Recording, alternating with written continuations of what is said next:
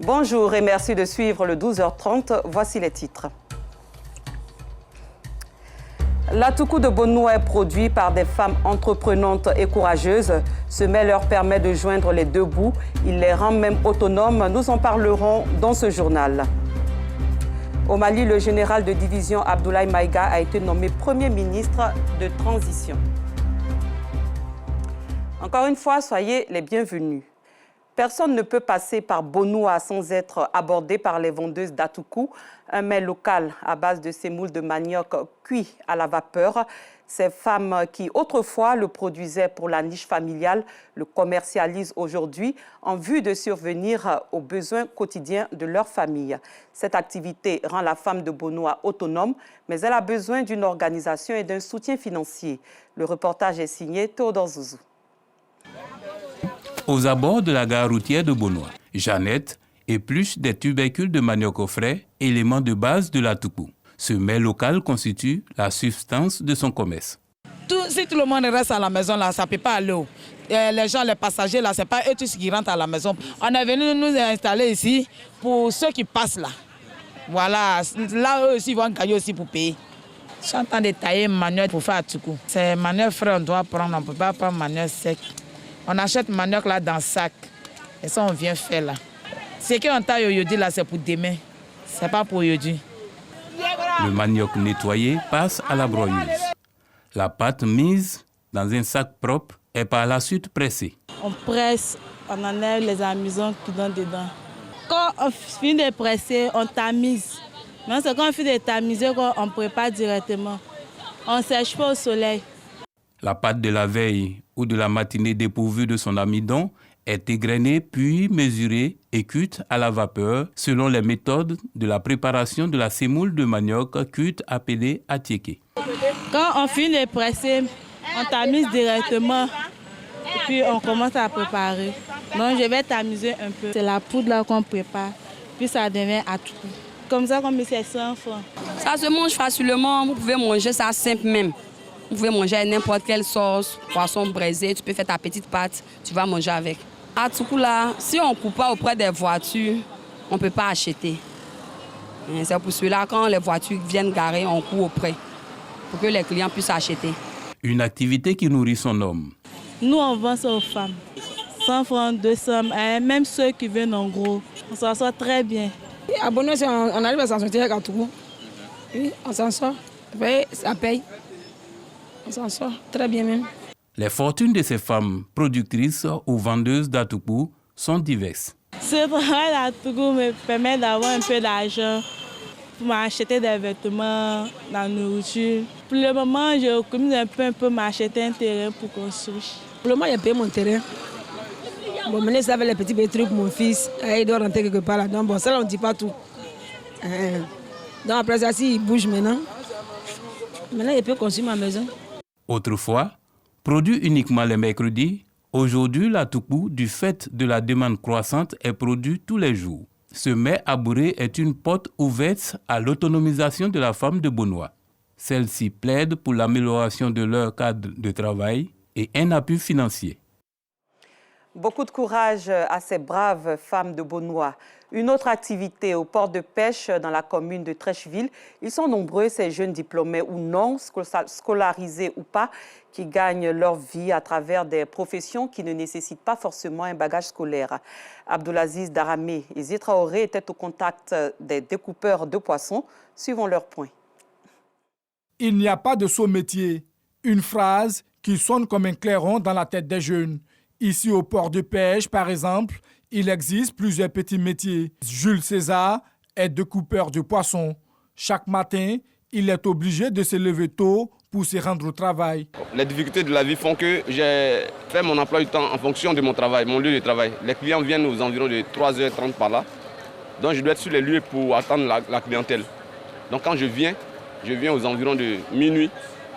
Oui, je viens à minuit et puis je me lève à 3h pour me positionner pour attendre ma clientèle. Un métier difficile, sans grand bénéfice. Rien n'est régulier dans notre domaine. Le sac qui vient comme ça, le client qui vient, il peut le faire découper à 500 francs. Moi, il me paye 500 francs, je découpe son sac de thon. Et peut-être s'il a donné 100 francs, la fille qui va renverser tout ça, voici comment ça se passe un peu. Le métier de découpeur de poissons intervient à la fin de la chaîne de ces petits métiers liés à la vente de poissons frais. Brou Marguerite est vendeuse de poissons. Très tôt, tous les matins, c'est ici qu'elle vient s'approvisionner en poissons. Elle les fait découper avant d'aller les revendre dans son village. Bon, je viens au port pour payer les têtes de poissons pour aller revendre au village. Quand je me lève à 4 h du matin, j'emporte et puis je viens au port. J'arrive ici à 5h30 et j'attends quand mon découpeur finit de couper et je paie, je vais au village pour revendre. Tout comme Brou Marguerite, Aladji, vendeur de garba, est obligé de se conformer à la règle. Il se réveille tôt pour avoir des poissons. Je fais mon réveil à 3h40.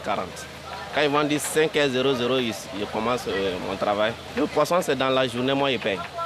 Donc, je suis arrêté devant moi-même, on vient mettre dans les sacs, là, je paye. Je regarde le grain de poisson que je paye avant de payer.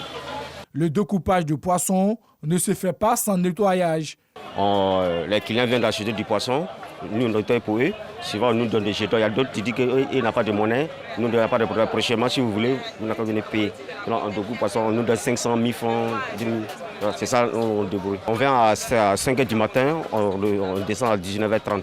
Le métier de découpeur de poissons épargne de l'oisiveté. Et comme le dit la célèbre citation, le travail éloigne de nous 3 grands mots: l'ennui, le vice et le besoin. Travaillons donc. La Direction générale de la RTI, Radio-Télévision ivoirienne, a organisé des journées de dépistage gratuit du cancer de la prostate au profit de son personnel. Cette opération, exécutée par le service social, vise à inculquer les bonnes habitudes de familiarisation des agents avec les différentes méthodes de dépistage, leur fiabilité, leurs avantages et inconvénients. Assitan Diara. Ici, dans les locaux de la radio-télévision ivoirienne RTI, dans la commune de Cocody, l'heure est au dépistage du cancer de la prostate. C'est une initiative de la Direction générale de la télévision nationale, exécutée par les services sociaux au bénéfice des agents. Occasion pour Dr Monet, superviseur général de l'opération, d'indiquer le bien fondé de cette opération sanitaire. Cette initiative, c'est un peu dans le cadre de la lutte contre le cancer de la prostate. Pour la lutte contre le cancer de la prostate, il y a le mois de novembre qui est dédié à ça, qu'on appelle Novembre Bleu. C'est dans ce cadre-là que la RTI a organisé cette campagne de dépistage qui consiste à dépister tous les agents de la RTI contre ce cancer. Il y a une bonne participation des agents de la RTI qui ont compris le message. Donc c'est bon, parce que le message qu'on fait passer, c'est de savoir qu'un cancer, quand il est dépisté tôt, il peut être guéri. Après avoir franchi les formalités de dépistage, Palga Soroko Nedema-Dongui, journaliste, félicite ce geste de la Direction générale de la RTI. La santé n'a pas de prix. Avec Novembre Bleu, nous avons donc la chance de participer à ces consultations, à ces dépistages gratuits. On voudrait donc saisir l'opportunité pour témoigner notre gratitude et notre reconnaissance à la Direction générale de la RTI qui nous permet justement de participer à cette prise de sang pour détecter justement si nous avons la prostate ou pas. Je demande à ce que tout le monde se mobilise. Un avis partagé par Mohamed Lamine Kamara, machiniste qui s'est réjoui de cette consultation gratuite qui lui permet de connaître son statut et prendre des dispositions pratiques pour s'en préserver. Moi personnellement déjà chaque année, j'ai fait un dépistage du cancer de la prostate. Donc c'est une initiative à encourager. J'aimerais bien que la direction générale insiste là-dessus pour que ça se fasse chaque année. J'ai l'habitude de faire ce genre d'examen-là. Donc particulièrement moi, je connais mon statut. Cette opération de dépistage du cancer de la prostate se déroule au moins sur 2 jours. Se familiariser avec les différentes méthodes de dépistage, leur fiabilité, leurs avantages et inconvénients, c'est l'attitude recommandée pour se garantir un bien-être sanitaire. Nous restons en santé. Lors des festivités du Mapuka Festival le week-end dernier, 196 femmes du village de Nigisaf ont été sensibilisées et dépistées des cancers du col de l'utérus et du sein. Une activité pour amener ces femmes rurales à connaître leur statut en matière de santé mammaire et du col de l'utérus. Théodore Zouzou. Sous cette bâche, des femmes écoutent attentivement des agents de santé. Plus tôt, Ces sages-femmes les ont sensibilisées contre le cancer du col de l'utérus et du sein, ainsi qu'aux bienfaits du dépistage. Nous sommes là pour participer au festival du Bapouka dans la cité de Nikisaf. Et à cette activité inclut une activité de santé. Nous échangeons avec elles pour les sensibiliser, si déjà les causes de ces cancers. Et puis on a mis un accent particulier sur le volet prévention. Comment il faut prévenir ces différents cancers-là. Question-réponse, prise de constante, démonstration de l'autopalpation, puis l'analyse proprement dite. On fait une préparation. Avec cette préparation, on place un spéculum et puis qui est chronométré pendant 1 minute. Et puis nous voyons l'état du col. Comme nous avons déjà, c'est une activité que nous faisons de façon fréquente et nous voyons les cols sains et les cols qui ont des problèmes. Au niveau des seins, on fait des palpations et puis on voit, on détecte s'il y a des nodules dedans et puis bon, on fait la prise en charge. Une initiative d'un fils de Nikisaf à l'occasion du Mapouka Festival bien accueillie. Il est bon de se dépister pour voir s'il y a quelque chose qui ne va pas dans le corps et puis se traiter rapidement. C'est très bon. Parler au travail, aller au champ, et ça nous rassure. Un cas de nodule sur 196 femmes dépistées du cancer du sein. Aucun cas positif aux lésions précancéreuses du col de l'utérus sur 153. Les cas positifs que nous allons recenser ce matin, nous allons d'abord les sensibiliser, les rassurer et ensuite les référer à Dabou pour rencontrer un gynécologue et là-bas, ils pourront faire la prise en charge correcte. Il est mieux de se faire dépister tôt pour en guérir que d'attendre que le pis s'installe. Une telle opportunité permet à ces femmes rurales de connaître leur statut en matière de santé de sein et du col de l'utérus.